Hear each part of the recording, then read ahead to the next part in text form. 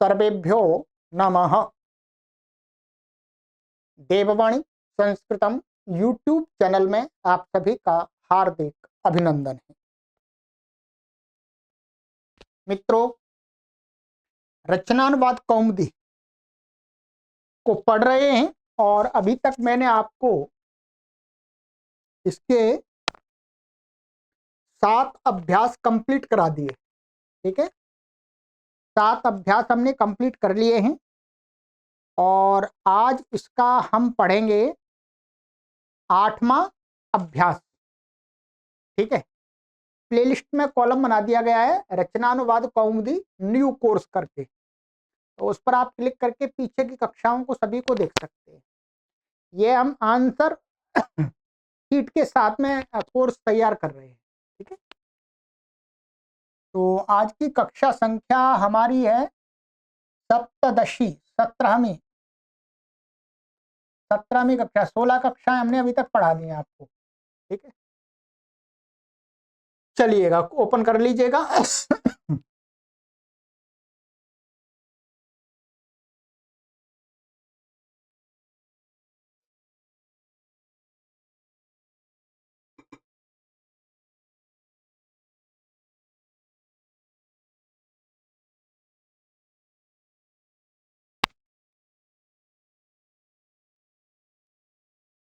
ठीक है, चलिएगा आप भी पुस्तक ओपन कर लीजिएगा। ठीक है, अभ्यास 8वां। शब्दकोश में 175 शब्द पढ़ा दिए, 25 और आज पढ़ाएंगे, ये 200 शब्द हो जाएंगे। ठीक है, व्याकरण इसमें बताएंगे आगे। चलिएगा, शब्दकोश है का विभाग में हरि। हरि किसको कहते हैं? विष्णु को भी कहते हैं, सूर्य को भी कहते हैं, किरण को भी कहते हैं, सिंह को भी कहते हैं, बंदर को भी कहते हैं। ठीक है,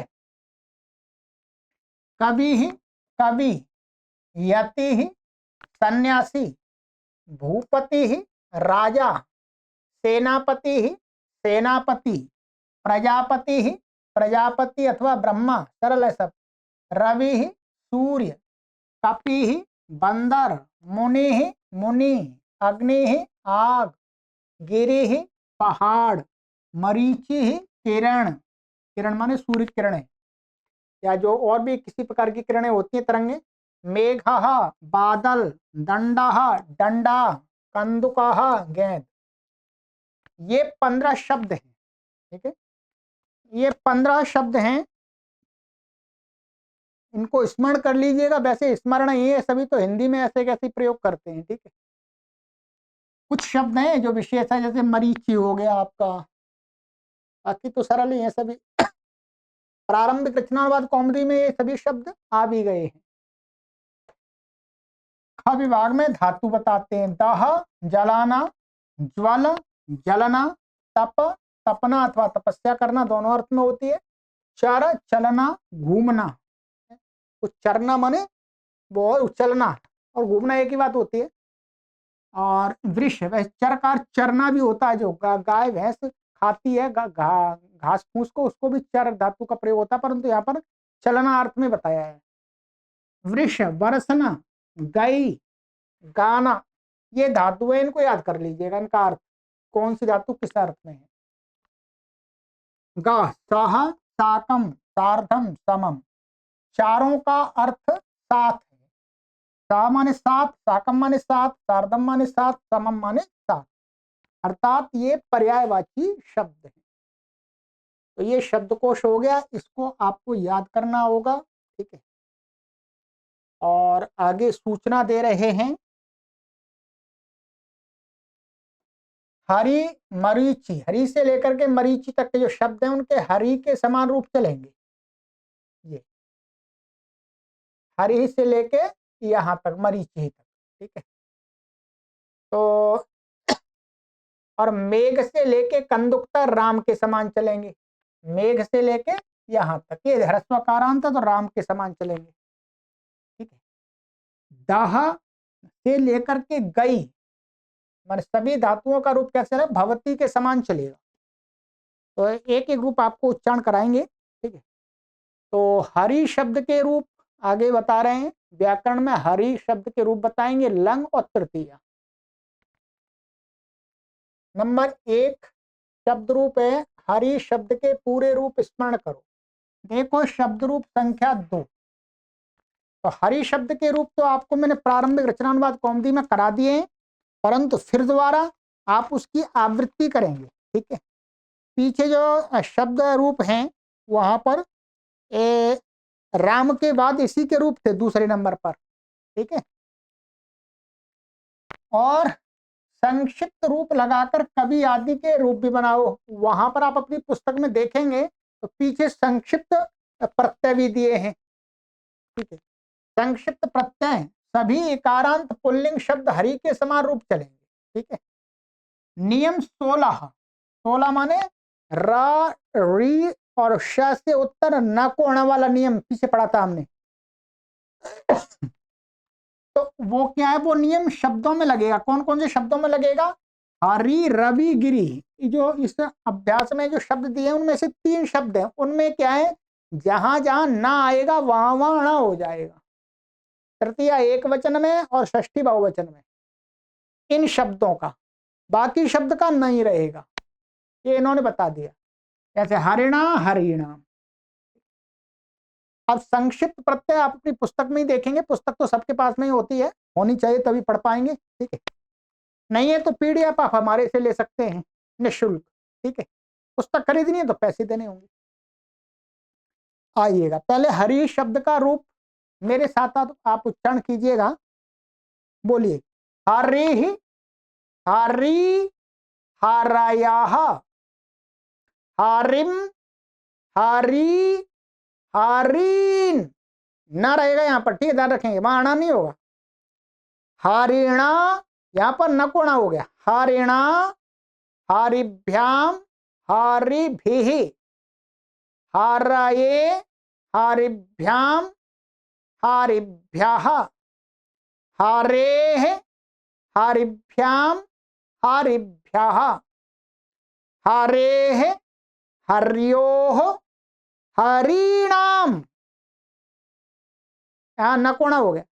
हरऊ हर्योः हरिषु, हे हरे हे हरि हे हरयः। ठीक है, तो ये हमारे आपके रूप हो गए। इसमें संक्षिप्त प्रत्यय पीछे लगे हुए हैं। ठीक है, तो संक्षिप्त प्रत्यय जोड़ करके क्या करेंगे, कोई भी शब्द आप ये लेंगे, तो जैसे मानिए आपने लिया कवि, क्या है, कवि ले लिया। कवि में संक्षिप्त प्रत्यय जोड़ने का नियम हमने पहले ही बता दिया। ये कवि है तो इसमें क्या करेंगे, ये ई हटा देंगे, ई हटा करके क व ऐसा हो गया। फिर इसमें जो संक्षिप्त प्रत्यय है वो जोड़ते जाएंगे।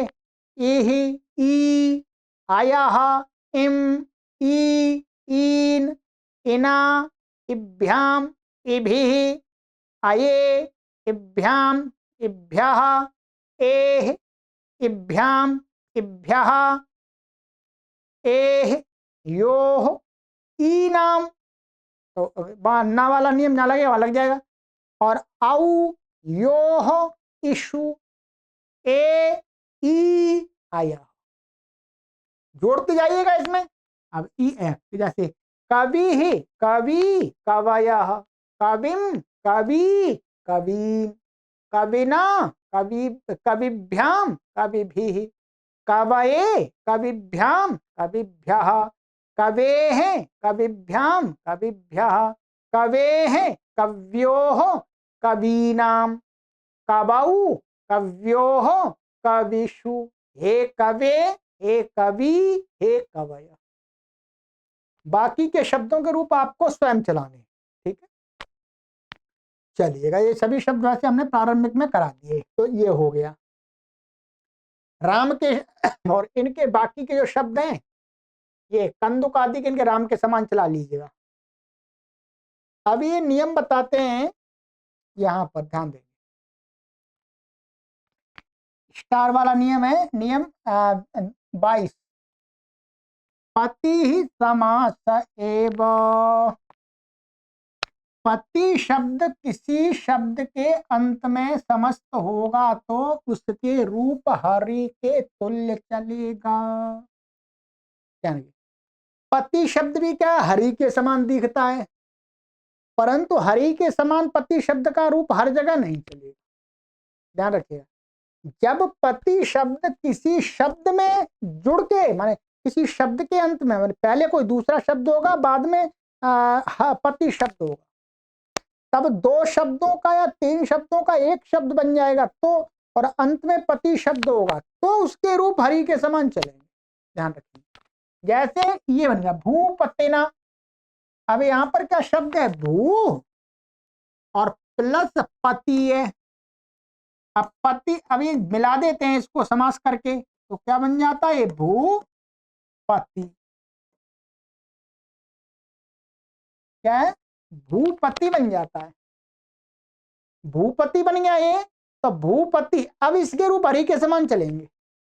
पति अकेला होगा, मानिएगा पति शब्द के आप रूप अकेले के चलाएंगे तो हरि के समान नहीं चलेंगे, पूरे थोड़े अलग भी चलेंगे, तो अभी उसकी चर्चा नहीं करेंगे। अभी तो हरि शब्द के रूपों की बात आ रही है, तो इसलिए हरि शब्द के रूप के समान पति का रूप तभी चलता है जब वो किसी दूसरे शब्द के अंत में हो। ठीक है, तो वो दिखा दिया भूपति ना, भूपते, भूपति है। तो ये ध्यान रख लेंगे। ठीक है, चलिएगा, ये हुआ आपका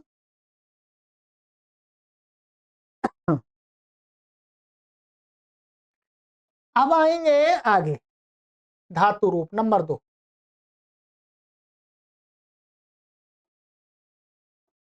भू लंग भूतकाल, ये इसके संक्षिप्त रूप हैं।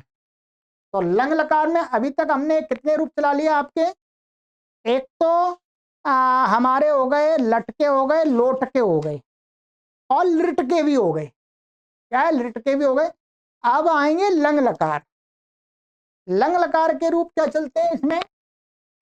ये चलते हैं अभावत, अभावताम, अभावन, अभावः, अभावतम, अभावत, अभवम, अभवाव, अभवाम। ये ध्यान रखेंगे, यहां पर धातु के आदि में अ जुड़ेगा। ये रूप आप याद करेंगे, ये इसका संक्षिप्त प्रत्यय है। क्या है? संक्षिप्त प्रत्यय। संक्षिप्त प्रत्यय इसके क्या है? अत, अताम, अन, आह, अतम, आत और अम, आव, आम।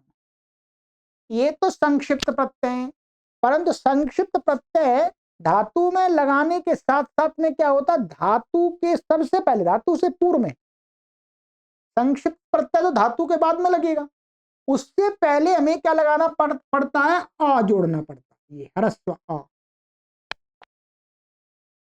क्या जोड़ना पड़ता है? ह्रस्व अ। इसमें भी नियम है। क्या है? इसमें भी नियम है कि जो धातु, जिन धातुओं का आदि अक्षर व्यंजन है तो उनमें तो अ जुड़ता है, और जिन धातु का आदि पहला अक्षर यदि स्वर है, वोवेल है, तो उसमें जुड़ता है आ।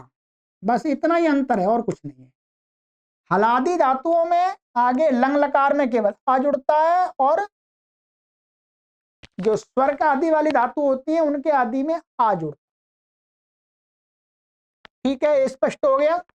अब चलिएगा, ये आपको स्मरण करना पड़ेगा। ये पहले बस चलाई दिए, 5 लकार में तो रूप चला दिए हमने उसमें प्रारंभिक में, तो ये तो कठिन नहीं है वास्तव में आपके लिए। लंग में धातु से पहले अ लगेगा, बाद में संक्षिप्त प्रत्यय बता दिया मैंने। जैसे अपठत, अलिखत, अदाहत, अज्वालत, अपत, अतपत, अचारत, अवर्षत, अगायत। यहां पर क्या हो जाता? गाय को गाय कर लेते हैं। गई धातु थी तो गई को संक्षिप्त प्रत्यय जोड़ने से पहले क्या करेंगे? गाय बना लेंगे। ये हलंत, ध्यान रखेंगे, ये हलंत है, हलंत। गाय। फिर इसमें संक्षिप्त प्रत्यय जोड़ेंगे और वो आएगा। यदि धातु का प्रथम अक्षर स्वर होगा, वॉवेल होगा, तो उसमें क्या लगता है? आ। ध्यान रखेंगे, क्या लगेगा? बोलो। आ। आ लगेगा और वृद्धि हो जाएगी। जो धातु का अक्षर है और इस आ में क्या हो जाती है? वृद्धि। वृद्धि, वृद्धि रेची वाली जो संधि है, वृद्धि वाली, वो संधि हो जाती है। जैसे इश धातु आई, इसमें क्या हो गया? तो आई। अब यहाँ इसमें क्या जुड़ा? ये आ प्लस और ये इच्छ हो गया था। इश को क्या हो जाता है? इच्छ। और यहाँ पर संक्षिप्त प्रत्यय जुड़ गया था इसमें, अत। ध्यान रखेंगे, ठीक है। अब यहाँ पर इसको क्या हो जाएगा? वृद्धि हो जाएगी। आ ई को क्या हो जाएगा? वृद्धि। आई, संधि होकर के। तो आई इच्छत। यहां पर ध्यान दीजिएगा, आगम लिखा हुआ है। ये वस्तुतः यहां पर इन्हें लिखना नहीं चाहिए। ये जो धातु है, ये धातु हलादी है। ध्यान रखेंगे, कैसी है? ये हलादी है। ये यहां पर नहीं लिखना चाहिए। इसका रूप तो आगच्छत तो यही बनेगा। यहां पर ये गलती से लिख गया है, इनका ध्यान। क्योंकि इसमें क्या होता है? ये आंग उपसर्ग है, ठीक है। और ये धातु क्या है? गम। धातु तो ये है, ये तो हलादी धातु है। तो इससे तो अट ही आता है वास्तव में। अट का ये अ जुड़ता है, इसको अट बोलते हैं। ये व्याकरण में इसको अट बोलते हैं।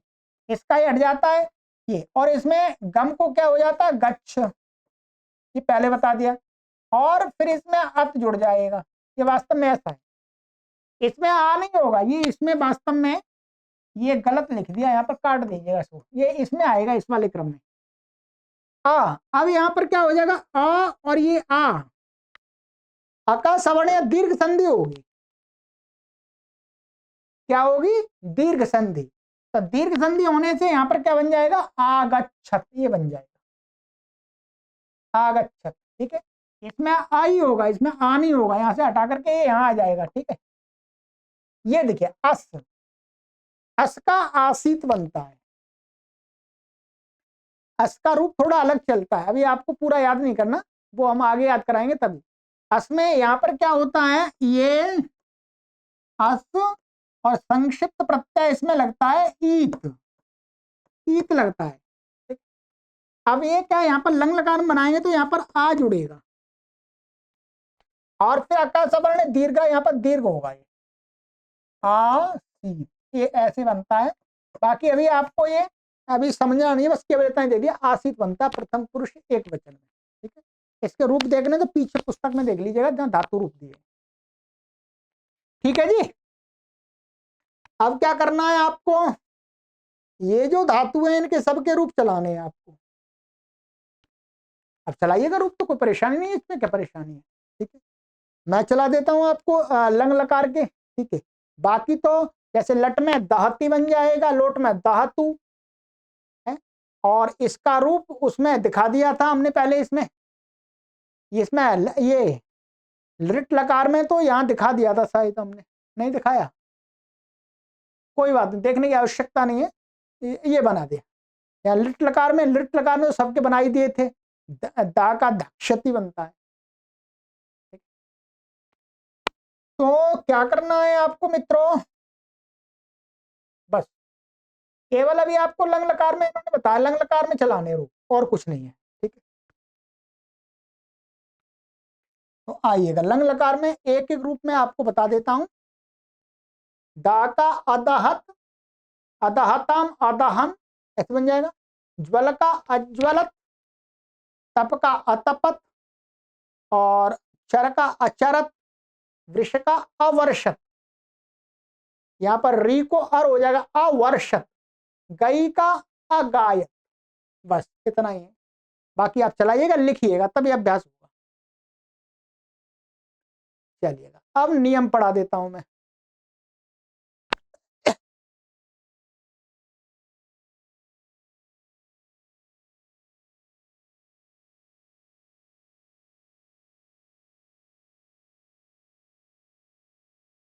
कारक तृतीया करण, ठीक है, ये गृह कार्य दिया जा रहा है आपको, इसमें तृतीया विभक्ति और कर्ण कारक के बारे में बताएंगे, है कर्ण कारक।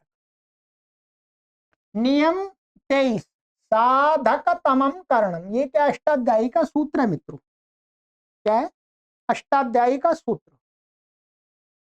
ये क्या कहता है, क्रिया की सिद्धि में सहायक को कर्ण कहते हैं। कोई भी क्रिया करते हैं तो उसमें जो जो सहायक होते हैं, जिनके माध्यम से क्रिया होती है, उस क्या होते हैं, उनको बोलते हैं कर्ण। व्याकरण में क्या बोलते हैं, कर्ण। व्याकरण में वैसे ही बोलते हैं कर्ण। फिर नियम है 24 कर्तृकर्णयोः तृतीया, ये भी अष्टाध्यायी का सूत्र है। जब अष्टाध्यायी व्याकरण पढ़ेंगे तब समझ में आएगा। ये कहता है ये कर्तृ और कर्ण, तो हमें कर्ण देखना वास्तव में भी। कर्ण में तृतीया होती है, माने वाक्य के अंदर जो शब्द कर्णवाचक होगा, क्या होगा, कर्ण की परिभाषा ऊपर बता दी, कर्णवाचक होगा, उस शब्द में तृतीय व्यक्ति का रूप प्रयोग होता है। इसके अलावा कर्मवाच्य और भाववाच्य में, ये तो भी कर्तृवाच्य है, कर्मवाच्य और भाववाच्य आगे बताएंगे, बाकी हमने आपको प्रारंभिक में पढ़ा दिए हैं, थोड़े थोड़े काफी समझ में आ गए होंगे आपको। कर्मवाच्य तथा भाववाच्य में जो कर्ता होता है उसमें तृतीया होती है, कर्तृवाच्य में नहीं। कर्मवाच्य के कर्ता में और भाववाच्य के कर्ता में भी तृतीया होती है, इसलिए यहां पर कर्ता दिया, कर्तृ में कर्ता में भी तृतीया होती है, परंतु कहां होती है, कर्मवाच्य और भाववाच्य के कर्ता में। और कर्ण में तृतीया होती है, वो तीनों वाच्यों के कर्ण में तृतीया होती है, ध्यान रखेंगे, चाहे वो कर्तृवाच्य हो, चाहे कर्मवाच्य हो, चाहे भाववाच्य हो, उस वाक्य में जो कर्ण बनेगा उसमें तृतीया हो जाएगी। जैसे कंदुकेन क्रीडति, गेंद से खेलता है। अब खेलना क्रिया का सहायक क्या है, किससे, गेंद है, गेंद होगी नहीं होगी तो कैसे खेलेगा, तो कंदुकेन में तृतीया हो गई। दंडेन चलति, डंडे से चलता है, चलना क्रिया का सहायक क्या है, डंडा। कोई बूढ़ा आदमी असहाय व्यक्ति डंडा है तो चल पाता, नहीं चल पाएगा, तो डंडे में तृतीया हो गई। रामेण गृहम गम्यते, अब ये क्या, ये कर्मवाच्य, कर्मवाच्य के कर्ता में, राम घर को जाता है, तो यहाँ कर्मवाच्य इसलिए क्या है, कर्ता में तृतीया हो गई। रामेण भूयते, राम होता है अथवा राम है ऐसा अर्थ है, तो ये भाववाच्य हो गया, तो भाववाच्य के कर्ता में तृतीया हो गई। यहां पर वास्तव में तृतीया बता रहे, तृतीया कहां कहां होती है, यहां यहां होती है, ठीक है जी। चलिएगा, स्टार है नियम 25 सहयुक्त प्रधाने, ये अष्टाध्यायी का सूत्र है, ठीक है। साह साकम सार्धम समम, ठीक है, ये चार शब्द है, साथ अर्थ के साथ तृतीया होती है। माने ये चार शब्द हैं, इनमें से कोई भी एक शब्द वाक्य में प्रयोग करेंगे, इनका संबंध वाक्य में जिस शब्द के साथ होता है सीधा, उस शब्द में तृतीया होती है। जैसे जनकेन साहा, जनक के साथ, अथवा जनकेन साकम, अथवा जनकेन सार्धम, अथवा जनकेन समम वा गृहम गच्छति।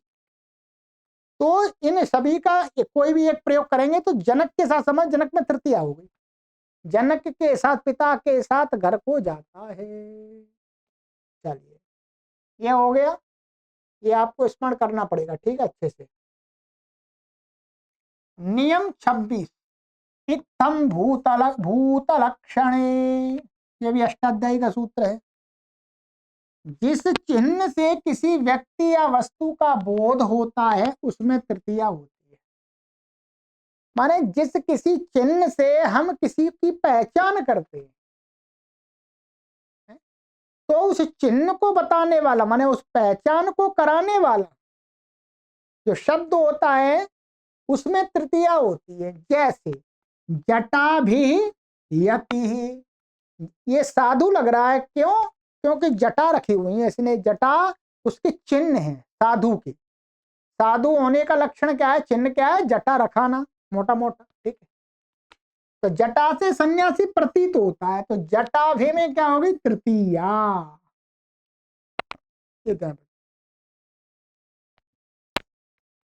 नियम 27, 5 नियम है, बहुत महत्वपूर्ण नियम है। हेतु, कारण बोधक शब्दों में तृतीया होती है। कारण को बताने वाले जो शब्द होते हैं, कारण माने निमित्त, हेतु जो होते हैं, हेतुवाची शब्द, उनमें भी तृतीया होती है। जैसे अध्ययनेन वसति, वसति का अर्थ रहना, रहता है। रहने का कारण क्या है, अध्ययन, तो अध्ययन में क्या हुई, तृतीया हुई। भाई कोई पूछता है भाई किस कारण से रहता है यहाँ पर, तो किसी ने कहा भाई पढ़ने के कारण से रहता है, पढ़ रहा है इसलिए, तो पढ़ना कारण हो गया ना। तो अध्ययनेन वसति, तो ये हो गया, ठीक है। ये पूरा आपको तैयार करना पड़ेगा अच्छे से, ठीक है। फिर इसमें आपको गृह कार्य दिया जा रहा है, ये ध्यान देंगे। गृह कार्य आपको मैं अभी बता देता हूं, फिर अगली कक्षा में मिलान करा दूंगा। इस बताने में कोई अधिक नहीं है, इसके लिए अलग से कक्षा क्या बनानी, तो अभी बता देता हूं मैं कार्य, फिर अगली कक्षा में मिलान करा देंगे। अभ्यास 8 का यह उदाहरण वाक्य, उसने पढ़ा, सह अपठत, ठीक है, सरल ये। तूने लिखा, त्वम अलिखा, ठीक है। लंग लकार ये तो बता ही दिया था, लंग लकार भूतकाल में होता है, भूतकाल में था अर्थ, यहाँ इन्होंने बताया नहीं ऐसा, पर ये जो लंग लकार होता है भूतकाल में होता है, लिखा हुआ भूतकाल माने क्रिया बीत गई है, उसको बताने के लिए क्या होता है, लंग लकार।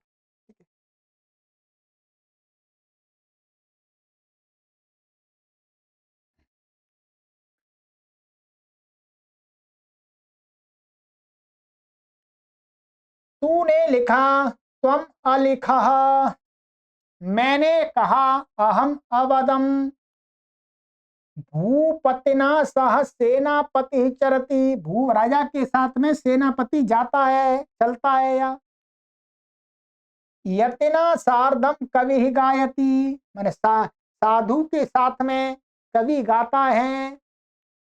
मुनि सत्येन लोकम जयति, माने मुनि सत्य के साथ लोक को जीतता है, सत्य के व्यवहार से, ठीक है। ये हेतु है यहाँ पर। रवि मरीचि भी अतपत, रवि किरणों के द्वारा तपा, किरणों के साथ तपा, इस साथ में है वास्तव में। यहाँ पर क्या है, साकम समम प्रयोग नहीं है, परंतु उसका अर्थ है, कोई जरूरी नहीं उसका अर्थ के अर्थ हो तो भी तृतीया हो जाती है। इस कारण यही है, रवि सूर्य किरणों के साथ में तपा। अग्नि ग्रामम अदहत, अग्नि ने गांव को जलाया। अग्नि ज्वलती, आग जलती है। गिरिम निकषा कपयः चरंती, ये पिछले वाला नियम दोहरा रहे हैं, पहाड़ के पास में बंदर घूमते हैं। मेघा वर्षति, मेघ बरसता है। प्रजापति ही माने हरि ही लोकम करोति, प्रजापति लोक का निर्माण करते हैं, सृष्टि करते हैं। 13 अध्ययनेन, अध्ययन के उद्देश्य से, वस्तव अध्ययनेन वसति माने अध्ययन के निमित्त से रहता है। विद्या ज्ञानम भवति, विद्या से ज्ञान होता है। धर्मेण हरिम अपश्यात, धर्म से, धर्म के द्वारा हरि को देखा, धर्म का आचरण करके उस विष्णु के दर्शन किए, ईश्वर के दर्शन किए। चलिए अब संस्कृत बनाओ, ये 20 वाक्य दिए जा रहे हैं, इनकी आप संस्कृत बनाइएगा। और यहाँ पर देख लेते हैं, मिलान अगली कक्षा में करा देंगे आपको। ये अशुद्ध वाक्य, शुद्ध वाक्य, ठीक है जी। कवि ना अगायत तो गलत है, क्या कवि ही अगायत, ये गलत है इसमें। अग्निना नगरम अदहत तो गलत है, क्या है, अग्नि नगरम अदहत। ये तो क्या है, कर्तृवाच्य है, कर्तृवाच्य में तो कर्ता में द्वितीय प्रथमा होती है, तृतीय नहीं होती। ऐसे ही यहाँ पर भूपत्यु सह आगच्छत, तो ये गलत है, भूपत्यु नहीं होगा, क्या भूपतिना सह आगच्छत, राजा के साथ आया। यति ही मुने सह, तो मुने नहीं होगा, यति मुनिना सह, आगे कोई वाक्य पूरा होगा, मुनिना सह गच्छति या कुछ भी करता है वो आगे जुड़ जाएगा। सेनापतिना च लोकस्य आरक्षत,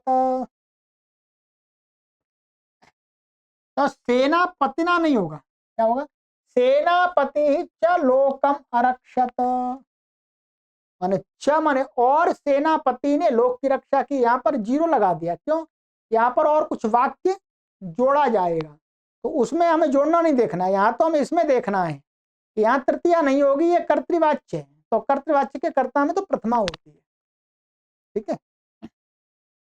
चलिएगा ये हो गया। अब और वाक्य बनाने आपको, नंबर दो के वाक्यों को लट लोट और लिट में परिवर्तित करो, तो ये जो वाक्य थे सारे आपके नंबर 2, इसमें पूरे 20 वाक्यों को क्या करना है, यहाँ तो लंग लकार में है ये, लंग लकार में ये सभी, तो इनको आपको लट में भी बदलना है, लोट में भी बदलना है, लिट में भी बदलना, ठीक है।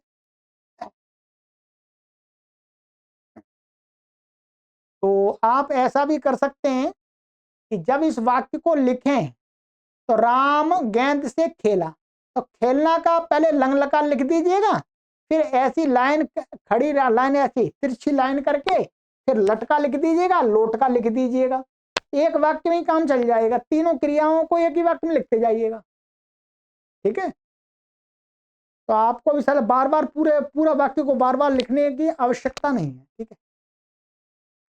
जैसे मैं आपको बता देता हूं कैसे लिखना है, वैसे ही मैं मिलान भी करा दूंगा, लट लोट और लिट में करना है, ठीक है।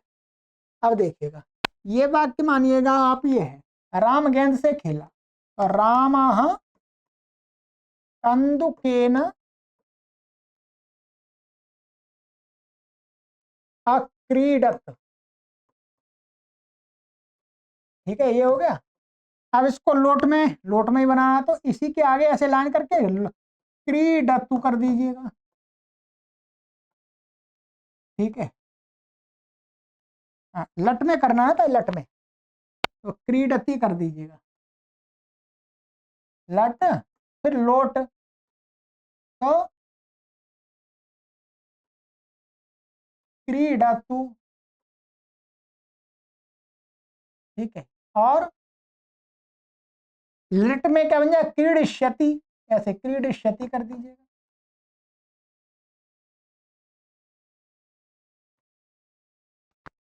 ये बन जाएगा, ठीक है। चलिए तो इस प्रकार से हर वाक्य को लिखते जाइएगा, तो बार बार आपको ये नहीं लिखना पड़ेगा, एक ही बार में काम चल जाएगा। इसी प्रकार से मैं भी मिलान करा दूंगा, मुझे भी सुविधा रहेगी। चलिएगा ये हो गया। अब है आपका आगे, हाँ पूरे रूप लिखो, इन शब्दों के पूरे रूप लिखो, इसके लिखने की आवश्यकता नहीं, आपने स्मरण कर लिया काफी है। लंग के पूरे रूप लिखो, ये लिखने के लिए बताएं, तो लिखने की आवश्यकता नहीं, उच्चारण कर लीजिएगा, ठीक है। लिख सकते हैं तो लिख भी लीजिएगा, और मैं मिलान नहीं कराऊंगा। वाक्य बनाओ, इनका वाक्य बनाना है आपको, साह साकम सार्धम समम अदहत अतपत अचरत अगायत, तो सबके साथ में एक एक शब्द से एक एक वाक्य बनाना और स्वयं ही मिलान करना, ठीक है। स्वयं गुरु बनना है आपको।